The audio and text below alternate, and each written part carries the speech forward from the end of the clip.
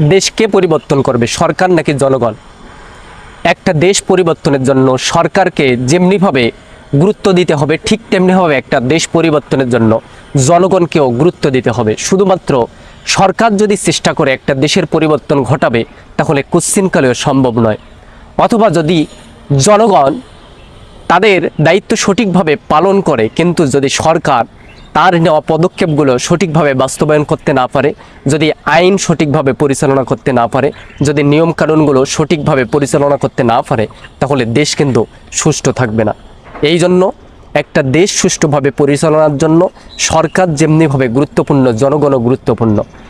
একটা জায়গার পরিবেশ পরিস্থিতি ছোট ছোট জায়গা থেকেই কিন্তু পরিবর্তন ঘটে। একটা দেশের পরিবর্তন ঘটানোর জন্য আমাদের ছোট ছোট স্বভাব চরিত্র, এই জিনিসগুলোর পরিবর্তন ঘটাতে হবে। আমরা যদি আমাদের স্বভাব চরিত্রের পরিবর্তনগুলো না ঘটাই, তাহলে কিন্তু আমরা সঠিক জাতি হতে পারবো না এবং সঠিক মানুষে পরিণত হতে পারবো না। আর আমাদের যদি পরিবর্তন না হয়, তাহলে কিন্তু এই দেশের পরিবর্তন হবে না।